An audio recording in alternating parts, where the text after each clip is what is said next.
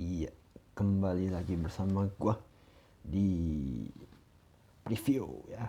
Kali ini untuk Major Series Season 4 Call of Duty Mobile ya, tentu. Untuk tanggal 23 Februari 2021. Ya, tadi kira-kira jam 2 siang kalau nggak salah udah keluar rilis kemarin. Dan langsung gua akan bahas di sini, oke? Yang pertama di sini ada Takai versus Moore. Nah, ini menurut gue pertandingan ini bakal seru sih karena performa dari Moore ini juga gue rasa udah mulai terlihat lah eksistensi mereka untuk bermain secara kolektif untuk tim dan juga untuk individual ya, terutama untuk beberapa player kayak contoh Moore Cupid yang uh, ini ya udah makin percaya diri untuk ya istilahnya untuk memberi arah mungkin untuk ini ya menjadi orang pertama lah yang menginisiasi uh, skema dari anak-anak monokrom. Dan juga di sini gue lihat dari uh, game plan-nya mereka udah lebih rapi lah, yang gue lihat makin ke sini gue lihat udah nggak gitu apa ya, nggak gitu panik juga gue lihat untuk ngelawan satu sama untuk lawan per playernya. Dan menurut gue sih harusnya More bisa menang sih untuk gue ya, mungkin 2-1 menurut gue karena si Takaya juga nggak ini juga nggak main-main juga menurut gue untuk jadi batu sandungan bagi mereka gitu. Terbukti terakhir-terakhir juga lawan Joy mereka bisa ngambil satu angka, satu game lah. Oke, kita langsung ke pertandingan kedua, Joy Team versus Void. Nah, menurut gue untuk pertandingan ini akan berimbang ya karena untuk tim Joy pun mereka tetap harus jaga konsistensi mereka dalam apa ya permainan-permainan yang mereka lakukannya. Dan gue lihat di sini memang untuk tim Joy mulai terlihat juga mengalami peningkatan dalam segi gameplay ya. Dan kalau gue bilang untuk masalah game atau ya untuk skema planning mereka menurut gue sih udah cukup oke sih untuk Joy. Cuman ya tentu memang uh, ada beberapa aspek terutama kadang-kadang gue lihat kadang-kadang telat backup atau uh, mungkin terlalu buru-buru itu. But then untuk Void juga menurut gue sih tetap juga bisa jadi batu sandungan untuk Joy Team. Dan gue bilang kalau Void bisa memberikan perlawanan ya, karena yang gue lihat di sini juga Void ini ya permainannya mungkin masih belum meningkat karena gue gak terlalu fokus juga lihat Void, tapi gue lihat sesekali memang Void ini juga terakhir gue lihat mulai meningkat, jadi menurut gue akan cukup berimbang. Dan prediksi gue sih 2-1 juga, tapi untuk Joy tetap, dan gue bilang tetap ada kemungkinan untuk Void bisa ngambil 2 poin juga di sini. Jadi kayak 50-50 lah. Oke. Kemudian kita ke Beats lawan Bonafide. Nah, ini akan jadi pertandingan penting untuk Bonafide buat apa ya, mengembalikan kepercayaan diri mereka dan sekaligus untuk apa ya, momentum mereka kembali meraih kemenangan setelah mereka kemarin bener-bener telak banget, gak telak-telak banget sih, kalah ya secara game, secara apa ya, secara overall 3-0 mereka nggak dikasih satu kemenangan dalam satu game, dalam 3 game itu. But then permainannya sebenarnya nggak ini juga masih apa ya, masih bagus lah, masih bisa mereka pertahankan lah. Eh, Cuman emang itu ada beberapa hal yang memang mereka mesti perbaiki, terutama di sisi kerjasama. Dan gue lihat anak Bonafide ini setelah kemarin juga kalah 2 game dengan monokrom, mereka mungkin terlihat fatigue-nya, mungkin udah titik fatigue-nya mungkin udah nyampe, dan udah kemarin udah kelewat. Jadi ya mungkin faktor itu juga pengaruh juga sih untuk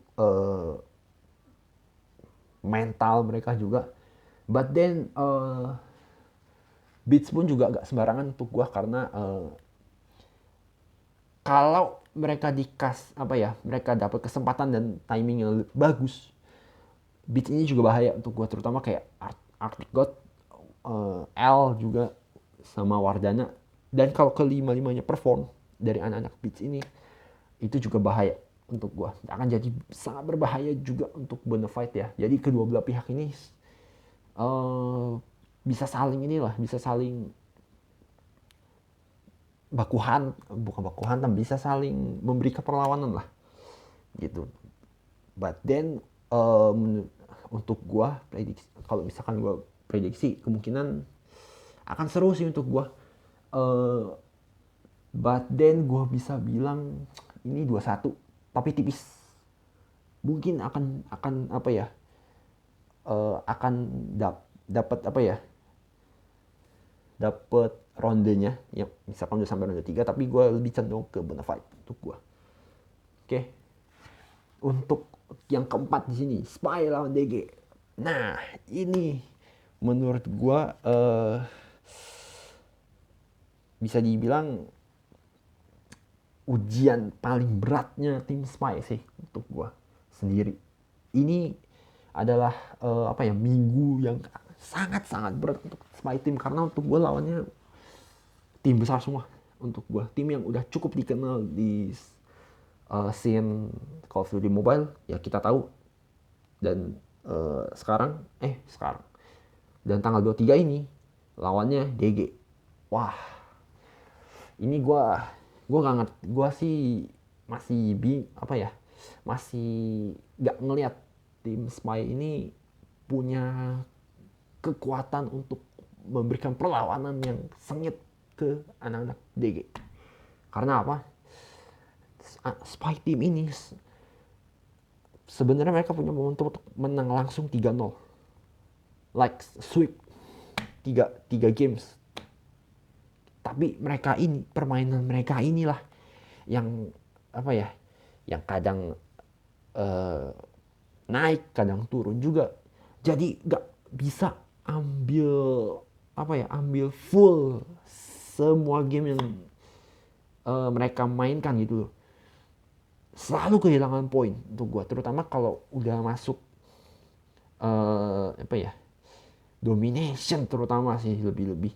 Dan juga kalau udah lawan tim gede, fix langsung kacau mainnya, nggak tahu kenapa. Dan juga gue liat XBTR itu, yang 2 orang itu juga masih aja old school untuk gue, masih kurang kontributif lah untuk gue. Fans skill banyak, nggak memberikan dampak juga. Karena apa? Karena Yoshi itu yang megang kuncinya, kalau gue bilang. Untuk dari sudut pandang gue ya, mereka yang pegang kuncinya. Yoshi mati dan itu berulang kali. Dia lebih banyak keculik atau kalah one on one, selesai juga. Fans itu yang tadi gue bilang, kill banyak pun gue nggak ngaruh, karena dia memang bukan spesialis untuk memberi memberi perubahan ke permainan gitu. Dan di sini pun juga DG akan tetap mengandalkan 2 rusher mereka, which are Clove sama Zen untuk gua. Tapi yang perlu dicatat di sini ya, yang gue lihat dari DG adalah mereka harus lebih tenang dan lebih padu lagi untuk main di SND ya. Karena gue lihat mereka ini selalu apa ya, keteteran lah gue lihat. Kadang-kadang ya culik duluan lah, atau mungkin mereka jadi apa ya, terlalu agresif lah, masih kebawa game yang hard point gitu. Jadi memang mereka harus lebih apa ya, lebih coba menurunkan sedikit agresivitas mereka, dan main agresivitas, oke, dan lebih apa ya, bermain sabar. Untuk apa? Supaya anak-anak DG bisa mengambil kemenangan lebih cepat, oke. Dan menurut gue, kalau Spy bisa kasih perubahan dalam permainan mereka dari game, terutama game plan ya, karena kacau banget, harusnya bisa kasih apa ya, menang satu game gitu. But then di sini gue lihat kalau nggak berubah juga, DG akan jelas sweep the game, sweep the match, oke. Itu sih untuk gue. Dan terakhir di sini Zoros lawan Rimo. Nah, ini akan jadi pertarungan yang sangat seru untuk gue, karena ini akan menentukan juga salah satu pertandingan untuk gue dalam menentukan siapa yang akan ngambil posisi 2, which means mereka yang posisi 2 ini juga akan langsung masuk ke grand final, oke. Especially Rimo, karena apa, menurut gue saat ini kan Rimo ada di posisi 2, dan mereka juga kemarin menang juga lawan Monochrome gitu. But then error yang nggak perlu dari Rimo itu sebisa mungkin dihindari lah, karena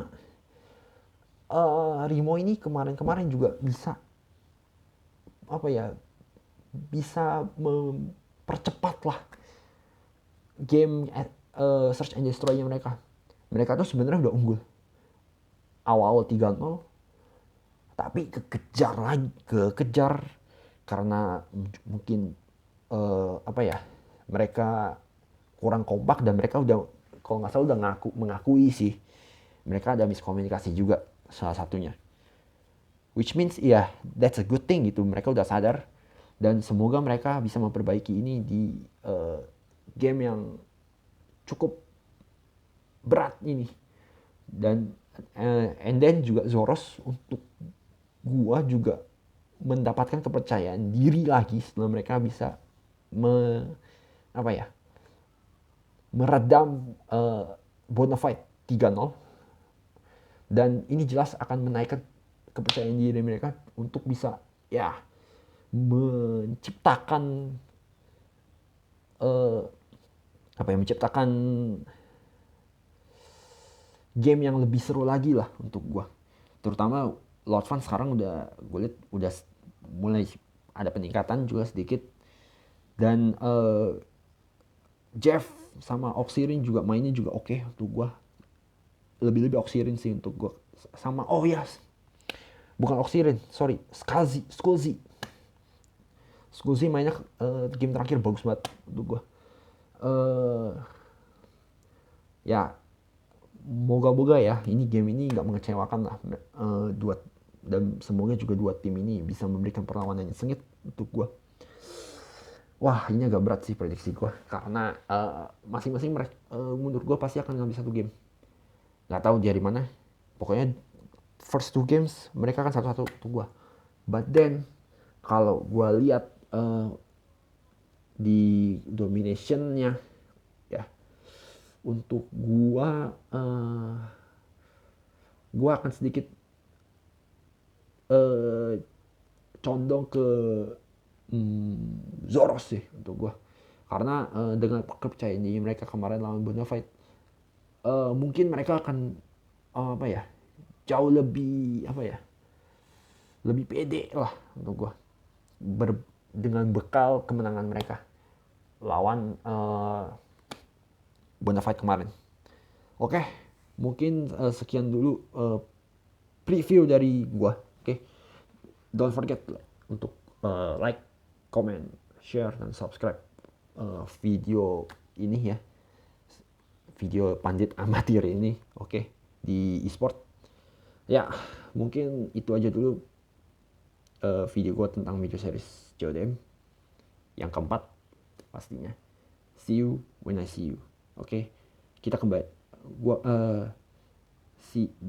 Ketemu lagi di ini ya, review.